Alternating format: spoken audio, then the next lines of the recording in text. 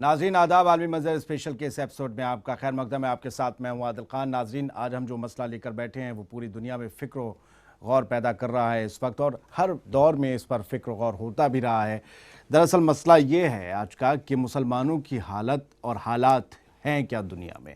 लगातार मुसलमानों के ऊपर इल्ज़ामात का दौर चलता जा रहा है, लगातार उनके खिलाफ जहर उगला जा रहा है। बड़े बड़े सियासतदान, बड़े बड़े नेता उनके लिए अपने बयानों में जहर लेकर आते हैं, उनके ख़िलाफ़ बोलते हैं। बात ये नहीं है कि ये सियासी बयान है, बात ये नहीं है कि इंतखाबात करीब हैं उनके नज़रिए से बयानात दुनिया के लीडर देते हैं। बात यह है कि वो जो बयान सुन रहे हैं, यानी वो आम आवाम जो सुन रही है आवाम उन बयानों को, उनके ऊपर उन बयानों का असर क्या पड़ता है, और फिर वो दुनिया में जब जाते हैं तो किस नज़रिए से मुसलमानों को देखते हैं। दरअसल मुसलमानों के जो हालात हैं वो आखिर हैं क्यों, और हैं तो किसकी वजह से। उसमें उन बड़े मुल्कों का, उन ताकतवर मुल्कों का कितना रोल है जो आज उन्हें बदनाम करने पर आमादा हैं।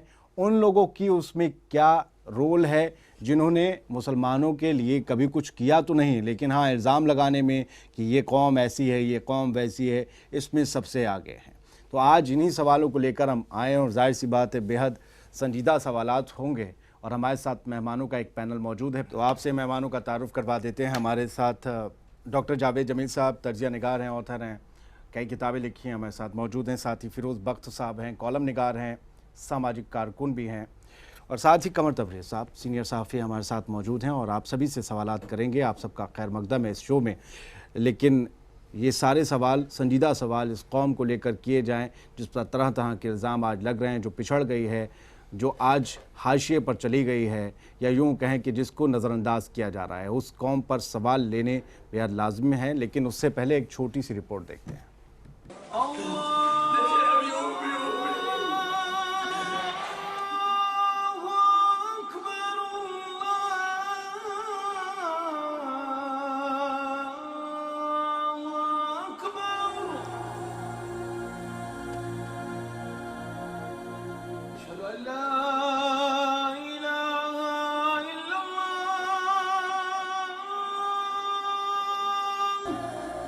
दुनिया भर में मुसलमानों के हालात बेहद फिक्र पैदा करने वाले हैं। कहीं उन पर जुल्म हो रहे हैं, कहीं उन्हें शक की निगाह से देखा जा रहा है, कहीं नजरअंदाज किया जा रहा है, तो कहीं उन्हें हाशिए पर धकेल दिया गया है। पढ़ाई लिखाई, नौकरियों और रोजगार के नजरे से भी मुसलमान पिछले पायदान पर खड़े नजर आते हैं। तो आखिर मुसलमानों की इस हालत का जिम्मेदार कौन है? खुद मुसलमान, या फिर दुनिया में मुसलमानों के खिलाफ फैल रहा तंग नजरिया? और मुसलमानों की इस हालत की वजह क्या है?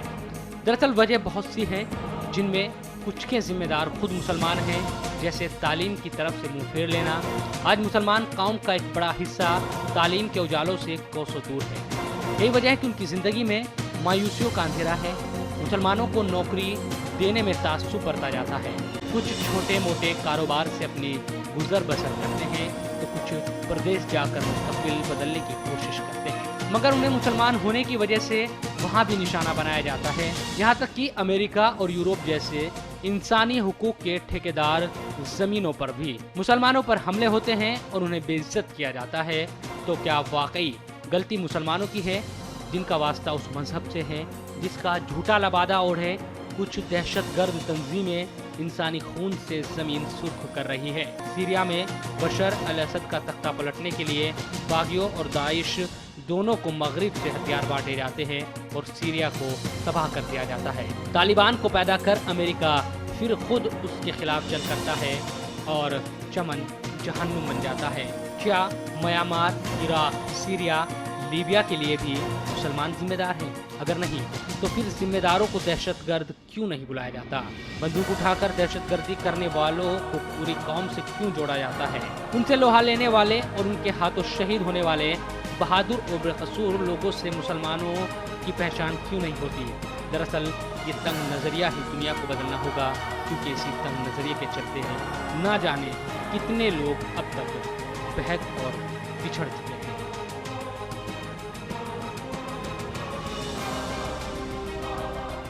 तो नाज़रीन, रिपोर्ट आप सब ने देख ली, और अब मेहमानों से सवालों का सिलसिला शुरू करते हैं। सबसे पहले मैं डॉक्टर जावेद जमील साहब से सवाल करता हूं। जमील साहब, जिस तरीके से लगातार मुसलमानों की हम हालत और हालात देख रहे हैं दुनिया में, बस से बदतर होते चले जा रहे हैं। चंद मुट्ठी भर मुसलमानों को अगर छोड़ दिया जाए जिनके पास दुनिया की आसाइश ऐशो आराम मौजूद है, तमाम मुसलमानों के सामने एक बहुत बड़ा फ़िक्र का जो मौका है, फ़िक्र की वक्त हो चला है। ये लगातार उनके ऊपर इल्ज़ामातों का दौर जारी है। इस सब में कहाँ आप खड़ा देखते हैं मुसलमान कौम को? देखिए, पहली बात तो मैं इस बात से कतन मुत्तफ़िक़ नहीं हूँ कि मुसलमानों के ऊपर जो इल्ज़ामात लगते हैं वो सही हैं। नहीं, सही नहीं है, इल्ज़ामात का दौर जारी है। दौर जारी है और वो ज़्यादातर इल्ज़ाम बहुत हद तक एक ख़ास एक सोच, एक ख़ास एक आइडियोलॉजी से मुतासिर हैं। चूँकि हम एक ऐसे दौर में रह रहे हैं कि जिसको अगर मैं ये कहूँ कि वो पूरी तरह इक़्तिसादियात का दौर है, इकोनॉमिक्स का दौर है। सिर्फ वहाँ पर अगर किसी चीज़ की इम्पोर्टेंस दुनिया में है तो वो सिर्फ इकोनॉमी की है, और उस इकोनॉमिक्स पर भी जो ताकतें हावी हो गई हैं वो वेस्टर्न फोर्सेस हैं, मगरिबी ताकतों का पूरा गलबा दुनिया में मौजूद है, और वो पूरी तरीके से मुख्तलिफ ममालिक को, तमाम ममालिक को, तमाम कुर्रे अर्ज़ को ऊपर अपना तसल्लुत बरकरार रखना चाहते हैं, और उसके लिए उसके रास्ते में जो भी रुकावटें पैदा करता है उनके खिलाफ वो हो जाते हैं। इससे पहले भी तमाम क्रूसेड्स लड़ी गई हैं ईसाइयों और मुसलमानों में, लेकिन ये जो वेस्टर्न वर्ल्ड, जहाँ पर हम वेस्टर्न वर्ल्ड की बात कर रहे हैं, क्रिश्चियनिटी और वेस्टर्निज्म के अंदर मैं फ़र्क समझता हूँ। वेस्टर्निज्म एक ख़ास एक किस्म की आइडियोलॉजी है जिसमें इकोनॉमिक्स की को बरतरी हासिल है और जो दुनिया में तसल्लुत कायम रखना चाहती है। ईसाइयत एक मज़हब है, तो लेकिन जो मगरबियत है इसका जब क्लैश होता है मुसलमानों से, तो वहाँ पर उनके लिए ज़रूरी हो गया कि वो मुसलमानों पर तसल्लुत अगर बरकरार रखना है तो एक किस्म का ऐसा एटमॉस्फेयर क्रिएट करें जिसमें मुसलमान कहीं बैकवर्ड दिखाई दें, कहीं दहशतगर्द दिखाई दें, कहीं वायलेंस के लिए प्रोन दिखाई दें उसमें, ताकि वो अपनी जो उनकी आइडियोलॉजी उसको आगे बढ़ा सकें। वहाँ पर उनका ये मुकाबला शुरू हुआ। साहब, मैं एक बहुत छोटा सा सवाल ले रहा हूँ, ये थोड़ा सा फिलासफिकल सवाल है। मुसलमान दरअसल हैं क्या असलियत में, और उन्हें क्या करके बना दिया गया है? जी देखिए, ये एक सवाल तो बहुत छोटा सा है लेकिन बहुत ही अहम सवाल है, और मैं समझता हूँ कि देखिए, आपने सवाल किया मुसलमान हैं क्या और क्या उनको बना दिया गया है। जी देखिए, मैं ये कहना चाहता हूँ कि जो उम्मत की शुरुआत हुई वो हज़रत Muhammad peace be upon him सल्लल्लाहु अलैहि वसल्लम आपके ताल्लुक़ से शुरू हुई, और आपने जो पहला लफ्ज़ दिया उम्मत को इक़रा कर दिया। हमारा जो काम है लीडरशिप का काम है, हमारा काम पढ़ने और पढ़ाने का काम है, उससे हमारी शुरुआत हुई और बहुत अच्छी शुरुआत हुई। और गार हिरा से लेकर के मैं समझता हूँ 7वीं सेंचुरी और 13वीं सदी तक जो है, हम लोग जिनको आप मुसलमान कहते हैं, हम वर्ल्ड के लीडर्स थे। और आपको पता होगा कि राजी ने तो 13वीं सदी में बल्कि उससे पहले नकली चांद तक बना लिया था, और हम लोग स्पेन तक चले गए थे। हम अपने रास्ते पर चल रहे थे, कुरान के रास्ते पर चल रहे थे, हदीस और शरअ के रास्ते पर चल रहे थे। और चूँकि इस्लाम लेटेस्ट मज़हब है और ये फितरत का मज़हब है, यानी जो कुदरती नेचर जैसे इंसान चलता है उस तरह का मज़हब है, हम उसके रास्ते पर चल रहे थे, तो लीडर्स थे, सबसे आगे थे। लेकिन उसके बाद हमने अपने रास्ते को छोड़ दिया, हमने कुरान के अंदर जो हिदायत दी गई हैं उनको छोड़ दिया, इस्लाम के रास्ते को छोड़ दिया, यानी हमने सारे अच्छे रास्तों को छोड़ दिया। और सबसे ज़्यादा अहम जो रास्ता था, जो तालीम का रास्ता था, हम उस रास्ते से भी भटक गए। तो हम तो ये थे, तक जाओ अगर तालीम हम ये थे, और हम क्या हो गए? लेकिन जब हम अपने रास्ते से भटक गए, हुजूर के बताए रास्ते से भटक गए, हमने अपने रास्ते बना लिए, आपस में हमने सैकड़ों कौमें जो है बना ली, तो हम ये बन गए, तो फिर दूसरे भी हमारे ऊपर गालिब होने लगे। तो दूसरे लोग हम पर गालिब नहीं होते अगर हम अपने रास्ते से नहीं हटते। यानी शुरुआती गलतियां थी ही हमारी, गलतियां हमारी काफ़ी हैं। तो गलतियां अगर हम नहीं करते शुरुआत में, तो ये आज हाल नहीं होता कि हम गलती नहीं कर रहे हैं फिर भी हमें गलत बताया जा रहा है। क्या कमर तबरेज़ साहब, जो भी हो रहा है, हम बयानों की बात बाद में करेंगे, ये मुसलमानों का रोल खुद इसमें कितना है? एक कमज़ोर हुकूमत, एक मजबूत हुकूमत, उसके बाद हाय तौबा पूरी दुनिया में, ठीक है ना? आप देखें तो हम मशरिक़ वस्ता को उठाकर देखें तो हम फ़िरक़ों में इतने ज़्यादा बढ़ चुके हैं कि मुसलमान का खून बहा रहा है। फिर उसके बाद हम कहते हैं कि हम पर जुल्म हो रहे हैं, तब हम होते हैं, फिर उससे पहले हम मैं होके लड़ लेते हैं। मुसलमानों को अल्लाह ने दौलत से नवाजा, ताकत से नवाजा, और इससे पहले लोगों ने कहा कि लीडर थे दुनिया के। बाद के दिनों में एक बड़ा मसला ये है कि मज़हब को बजाय ये कि तमाम मुसलमान जो है कुरान और हदीस पर चलें, मुसलमानों ने ये सोचना शुरू कर दिया कि जो मदरसों से तालीम याफ्ता हैं जो मस्जिदों में नमाज पढ़ाते हैं ठीक। वो लोग अमल करें। हमारे लिए तो उतना ज़रूरी नहीं है, नमाज उन पे फ़र्ज़ है, हम पे नहीं है। इस किस्म की चीज़ें आई। दूसरी बात, जो मदरसों से फारिग हो रहे थे, जो आलिम हजरात थे जिनको अल्लाह ने इल्म दिया था कुरान और हदीस का, कुरान को ये कहा गया है कि क़यामत तक जितनी भी लोग आएंगे उनकी रहनुमाई करेगा। लेकिन जो मदरसों में थे या मस्जिदों में थे, उन्होंने मज़हब का तो मुताला गहराई के साथ किया, दुनिया का उस तरह से मुताला नहीं किया, जिसकी वजह से ये बैलेंस नहीं बना पाए। अब इसकी वजह से क्या हुआ कि जहाँ पे वेस्टर्न पावर ने पूरी दुनिया के मुसलमानों को दहशतगर्द गर्दाना शुरू कर दिया और उनके खिलाफ जो है प्रोपेगंडे होने लगे, हालांकि सही मानों में वो थे नहीं। 2-4% हर मुल्क में होते हैं, हर मजहब में होते हैं, हर कौम में होते हैं, हर मजहब, हर शर कौम, पसंद, ये बात ठीक है। शर पसंद लोग मुसलमानों की बात नहीं हो रही, मुसलमानों में भी थे। लेकिन उसका जवाब यूं देना चाहिए था कि जिन चीज़ों को उन्होंने हथियार बनाया प्रोपेगंडे का, मुसलमानों को भी उन हथियारों का इस्तेमाल करना चाहिए। मिसाल के तौर पर आज सोशल मीडिया का दौर है, मुसलमान उसका इस्तेमाल करके अपना दिफा तो कर सकता है। कुरान में और हदीस में जो चीज़ें बयान की गई हैं, इन चीज़ों की जो मुखालफत की गई है उनको तो बयान कर सकता है। लेकिन मौलाना लोगों ने ये कह दिया कि टीवी देखना हराम है। अब साहब, एक शख्स टीवी से पहुंचे कहां से, पूरी दुनिया में पहुंचे कहां से? पूरी दुनिया में टीवी के जरिए मुसलमानों पहले को तो घोड़े से दहशत सफर तय करके तबलीग की जाती थी जी। इस मुल्क से उस मुल्क तक, हजारों मील दूर तक इस्लाम का पैगाम पहुंचाया जाता था। आज आपके पास खुद एक ऐसा मीडिया मौजूद है जिससे आप फौरन पहुंचा सकते हैं पैगाम, आप बता सकते हैं नहीं आप जो बोल रहे हो गलत है, ये सही है वो, लेकिन पता चला उसको हराम कह दिया तो पहुंच। मुझे लगता है कि यहाँ मुझे एक वक्फा लेना पड़ेगा। सवाल बहुत अहम है, आप दोनों से सवाल, इसके बाद आपसे भी, और वक्फे के बाद कई और ऐसे हमें सवाल करने हैं संजीदा, जिससे वाकई पता चले कि ये कौम जो कभी सरदार थी आज इस तरीके से पीछे क्यों है, उसकी वजह क्या है। वक्फे के बाद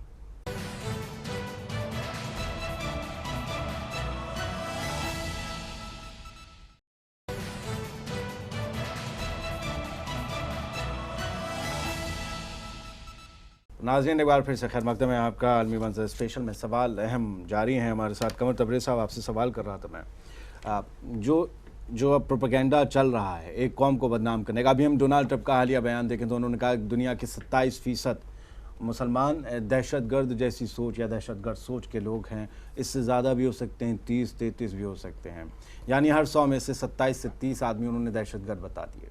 ऐसे बयान सुनकर सुनने वाले क्या करेंगे? अगर बहुत से उसमें ऐसे होंगे जो उन्हें सच मानेंगे, तो फिर वाकई में उन मुसलमानों का क्या होगा जो वाकई इस सोच के नहीं है? अमेरिका के सो कॉल्ड सिविलाइज्ड शहरी हैं, जिनको ये दावा है कि पूरी दुनिया में सबसे तहजीब याफ्ता कौम है, उनके अंदर ही अब ये बातें उनको मालूम होने लगी हैं ना कि जिस तरह से मुसलमानों को दहशतगर्द करार दिया गया और फिर उसके पीछे जो है डंडा लेकर के अमेरिका भागा पूरी दुनिया में। आप अंदाज़ा लगा लीजिए, इराक में गए थे, एक झूठा प्रोपेगेंडा शुरू किया, वहाँ लोगों को मारा, बेगुनाहों को मारा। फिर उसके बाद ओसामा, जो बुश का खुद दोस्त था बिन लादेन कंपनी के साथ, उसके सारे तमाम चीज़ें चल रही थीं, उनके साथ जब टकराव हुआ तो ओसामा के पीछे भागे। अब एक जगह छोड़ते हैं तो दूसरी जगह पैदा हो जाते हैं। अभी सीरिया में हम देख रहे हैं, लबनान में देख रहे हैं, हर जगह देख रहे हैं। गोया कहने का ये मतलब है कि आप ज़बरदस्ती किसी को बदनाम करने की कोशिश करेंगे। मुसलमानों खुद, उनके अंदर अभी जो कुछ दिनों पहले एक छोटा सा बच्चा स्कूल में गया घड़ी बना करके, उसको आपने दहशतगर्द कर दिया।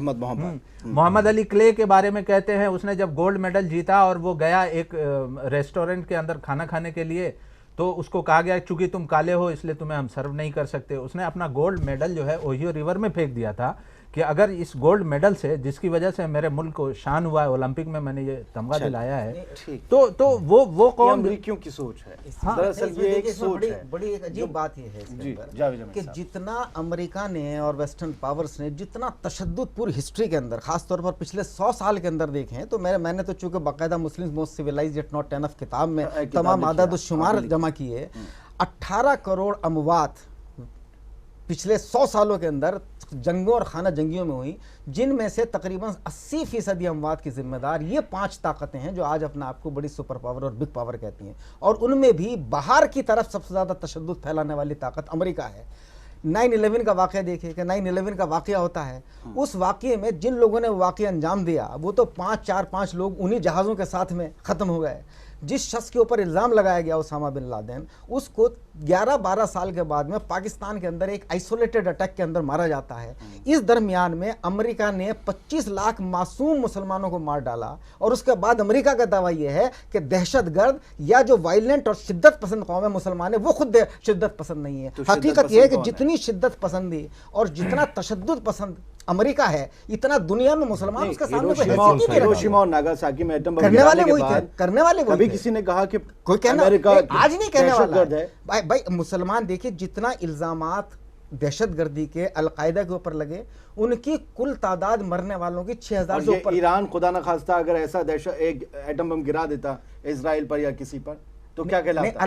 अलकायदा के ऊपर जो इल्जामात हैं जिन अमवात के, उनकी तादाद 6000 से ऊपर नहीं पहुंचती है। आज भी पिछले आईसिस वगैरह को भी शामिल कर लिया जाए तो जितने टेररिस्ट अटैक्स के अंदर लोग मरे हैं, उनकी तादाद मगरबी मीडिया के अकॉर्डिंग 1 लाख से ऊपर नहीं पहुंचती है। अमेरिका ने इन 15 साल के अंदर 25 लाख से लेकर 50 लाख मासूम मुसलमानों को मारा है। हाँ, तो उसके लिए जिम्मेदार कौन है? उनको फिरोज बख्श साहब, मेरा एक सवाल ये भी है, मेरा एक सवाल ये भी है, क्योंकि ये प्रोग्राम बहुत लोग देख रहे हैं वहां बैठकर, और ये सवाल उठाना लाजिम है। बार बार मैं याद दिलाता रहा हूं इस शो में कि इराक में जो वॉर हुई थी, उसके बाद जो जॉर्ज बुश थे, उन्होंने कहा कि आई एम सॉरी, जब वहां वेपन ऑफ मास डिस्ट्रक्शन नहीं मिले जिसके लिए पूरी जंग की गई थी। और उसके बाद अभी टोनी ब्लेयर ने कहा 2 महीने पहले कि इराक की जंग के बारे में हमारे पास इंटेलिजेंस की कमी थी, उनसे भारी कमी हुई हमारी इंटेलिजेंस में, इसकी वजह से हम उस पर माफ़ी मांगते हैं। वो जंग होनी नहीं चाहिए थी दरअसल में, लेकिन अगर हालात और ज़्यादा ख़राब होते, अगर सद्दाम हुसैन रहते उस रीजन में, उन्होंने लपेटा भी अपनी माफ़ीनामे को। आप माफिया मांगते हैं और वहाँ नस्ल की नस्ल तबाह हो जाती है। आपने बिल्कुल सही कहा कि अमेरिका ने पिछले दिनों 25 लाख 30 लाख मुसलमानों को मारा, लेकिन इसमें आपने वियतनाम को शामिल नहीं किया। इसके अलावा मैं एक चीज और शामिल करूंगा, वो तो मैं पूरी 100 साल की बात कर रहा हूँ। मैं 18 करोड़ अमवात के लिए जिम्मेदार तारीख में अगर आप जाएं तो होली वॉर्स हुई, होली वॉर्स में तो लाखों लोग उसमें भी जी, मतलब कहने को आप इस्लाम को एक कहते हैं कि एक दहशत गर्दों का जो है मजहब है, बिल्कुल गलत बात है।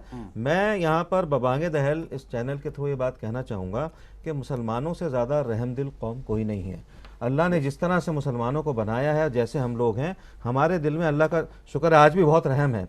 और मैं आईसिस वगैरह की बात नहीं कर रहा हूँ, क्योंकि हम ये भी कहते हैं कि जो लोग आईसिस जैसी हरकत कर रहे हैं उनको हम मुसलमान नहीं मानते, क्योंकि हमारे मजहब में तो ये बात है कि अगर आपने एक मासूम इंसान का कत्ल कर दिया, उसको तकलीफ पहुंचाई, उसकी जान ली, तो पूरी उम्मत के पूरी दुनिया के कत्ल के बराबर है। और मैं फिर अमेरिका के ऊपर जाऊंगा कि देखिए अमेरिका ने मैं आज की तारीख में अमेरिका को सबसे बड़ा दहशतगर्द मानता हूँ, और उसका जो प्रेसिडेंट है अमेरिका का जो भी होता है वो दुनिया का सबसे बड़ा दहशतगर्द हो सकता है कि अगर ये बयान अमेरिकन के पास पहुंच जाए, अमेरिकन एम्बेसी, तो मैं I am ready to face it in a court of law, क्योंकि ये हकीकत है।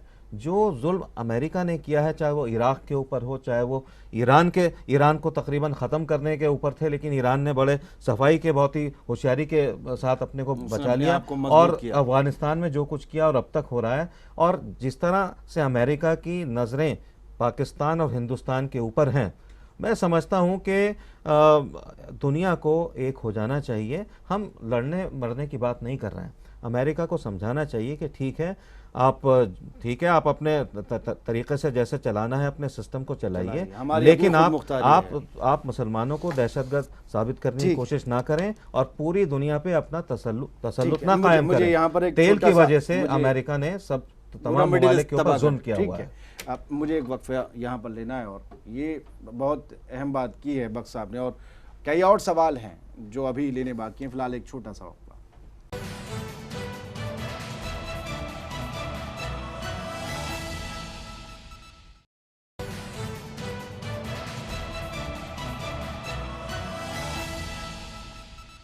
नाज़रीन, एक बार फिर से खैर मकदम है आपका आलमी मंजर स्पेशल में। तो अब सवाल जब आपका आखिरी राउंड, छोटे सवाल लूँगा सारे हमारे मेहमानों से। एक बात पहले कहना चाहूँगा, किसी के कह देने से हम कुछ नहीं हो जाएंगे, और अपने सोच लेने से भी हम कुछ नहीं बन जाएंगे। हम सोचें कि हम तालीम याफ्ता हैं तो नहीं, जब तक तालीम हासिल करेंगे नहीं नहीं हासिल करेंगे तब तक हम नहीं बन जाएंगे। दूसरा, किसी के दहशतगर्द कहने से हम नहीं बन जाएंगे। हमें अपनी सफाई अपने हुनर से देनी होगी, इस तरफ हमें कदम बढ़ानी। यही सवाल कि आखिरकार कौम को बख्शाब करना क्या चाहिए, इन सब चीज़ों का मुंह तोड़ जवाब देने के लिए जंग या हथियार उठाना तो रास्ता नहीं। इन चीज़ों की मुसलमानों को बिल्कुल परवाह नहीं करनी चाहिए। ठीक है। ऑल ओवर द वर्ल्ड मैं समझता हूँ जो जरखेज़ दिमाग है वो मुसलमानों का है, और बहुत ही पॉजिटिवली मुसलमान अपने फील्ड में काम कर रहे हैं। मैं वही, जैसे अभी कहा गया था, तबरेज़ साहब ने कहा था, हम उन लोगों की बात नहीं कर रहे हैं जिनके नाम मुसलमान हैं और जो गलत हरकत में मुलविस हैं।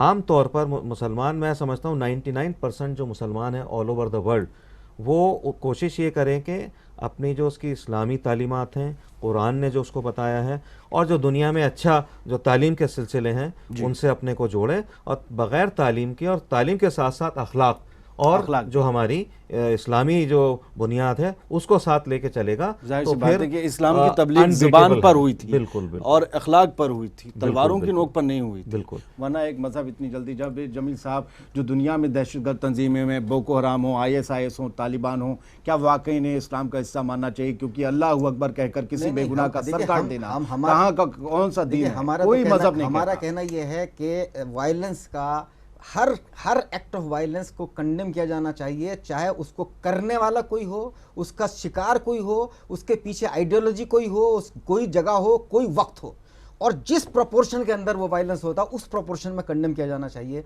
अगर मुसलमानों को 3000 या 5000 या 1 लाख मरतबा कंडेम करना पड़ेगा तो हमें अमेरिका को 40 लाख मरतबा कंडेम करना चाहिए, जब हम इंसाफ की बात करते हैं। और इसीलिए मुसलमानों को इसमें कोई माजरत खाना या डिफेंसिव होने की ज़रूरत नहीं है। अब वक्त आ गया है कि हम ये पूरी जो बातिल ताकतें हैं और मगरबियत जो, उसके खिलाफ एक आइडियोलॉजिकल, एक नज़रियाती अलगार छेड़ें। हमें हाथ जंग हथियार उठाने की ज़रूरत नहीं है, हमें एक नजरियाती जंग लड़ने की जरूरत है बातिल उसूलों और बातिल कुव्वतों के खिलाफ, और उसमें टेक्नोलॉजी का डेवलपमेंट वो अपने आप में बहुत जरूरी है। मतलब ये जो बैन ये आ जाते हैं जरा सी, कहीं दुकानें खुल गई हैं। साथ ही साथ मैं एक चीज़ और ऐड करूंगा, टेक्नोलॉजी के साथ साथ बहुत अच्छा आपने पॉइंट दिया जावेद साहब, टेक्नोलॉजी के साथ साथ मीडिया के अंदर भी हमें आगे बढ़ना चाहिए। हमारे अपने हिंदुस्तान में एक भी मुसलमानों का कायदे क्या और मीडिया पर हमें तमीज, हम ये चाहते हैं वहां तक पहुंचे, बात तमीज में रहना है, अपनी बात को मजबूती से कहना। और जितने भी मीडिया बैरन्स हैं वो जो है सिहूनी लोग हैं, यहूदी लोग हैं, तो हमें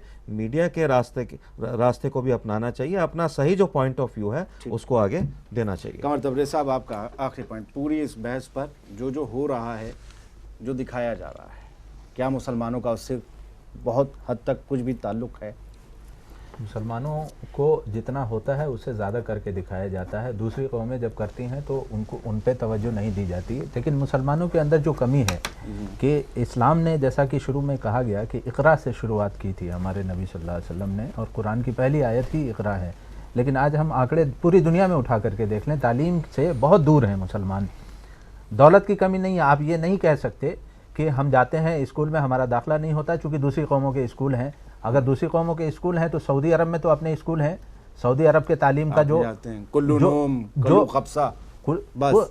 उनकी आधी आबादी जो है वो नाखानदा है, गैर तालीम याफ्ता लोग हैं।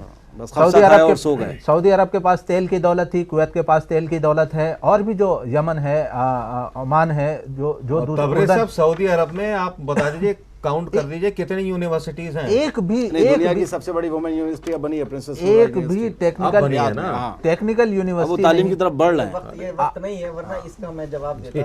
ठीक है, आप अपनी बात पूरी कर लीजिए। तो मुसलमानों को तालीम के मैदान में आगे आना चाहिए। एक बात हमेशा से कही जाती है और हमारा ईमान भी वही है कि अगर 1000 लोग झूठ बोलते हैं और एक आदमी सच बोलेगा, ठीक है, तो झूठ आया ही है शिकस्त खाने के लिए। जब आप सच बोलेंगे, सच बोलना चाहिए और हक को हमेशा बोलें, गलत के साथ मत दें। जाहिर है कि अगर आप अपनी ही चीज को तालीम के मैदान से जब पीछे हटेंगे तो दुनिया के हर मैदान में इस पूरी बहस से मेहमानों के सारे जवाबों से निकलकर सामने आया कि किसने क्या कहा, किसने मुसलमानों के खिलाफ क्या बोला, क्या इल्ज़ाम लगाया। आप उस पर हाय तौबा क्यों मचा रहे हैं? जवाब दीजिए पुख्ता तरीके से, और जवाब देने के लिए आपको तालीम याफ्ता होना पड़ेगा, इल्म की राह पर चलना पड़ेगा, जिससे आप बहक गए हैं, भटक गए हैं। ये वही कौम है जिसने दुनिया पर हुकूमत की और अच्छे दिल के साथ की, ताकि और जो मजहब ने उन्होंने भी इन हुकूमतों को कबूल किया। आज क्यों आप मारे तताड़े घूम रहे हैं, क्यों आप इल्ज़ामात झेल रहे हैं, क्यों आप अपनी सफाइयाँ दे रहे हैं? आपको सफाई देने की ज़रूरत नहीं है। सबसे बड़ी बात, आप कमज़ोर हो चुके हैं, आप जवाब सही से दे नहीं पा रहे हैं और उसके लिए आपको तालीम हासिल करनी पड़ेगी, आपको मजबूत होना पड़ेगा, आपको फ़िरक़ों से अलग हटना पड़ेगा। मैं शिया, मैं सुन्नी, मैं बरेलवी, मैं देवबंदी, मैं ये और मैं वो, इस सब से हटना पड़ेगा। आपको मुसलमान बनना पड़ेगा। आपको मुसलमान जब तक आप नहीं बनेंगे तब तक आप अपनी बात को मजबूती से नहीं रख पाएंगे। इस कौम ने मोहब्बत और अमन का पैगाम फैलाया था, ये बात याद रखिए, तभी इस कौम का आज ये दायरा है। अगर ये कौम कहीं भी नफ़रत फैलाती है, तलवारों से अपने आपको बढ़ाती, तो ये इतनी नहीं बढ़ पाती। बहुत सी तलवारें इसे काटने के लिए, इसे दबाने के लिए खड़ी हो गई होती। आप नफ़रत से जवाब मत दीजिए, आप मोहब्बत से जवाब दीजिए। यही हुजूर ने सिखाया, यही अल्लाह का पैगाम है। कोई नफ़रत करता है, करने दीजिए, वो उसका काम है। आपका काम क्या है, आप दुनिया में किस लिए भेजे गए, ये आपको समझना होगा। फ़िलहाल इस एपिसोड में आलमी मंजर स्पेशल में इतना ही। दीजिए इजाज़त, आदाब।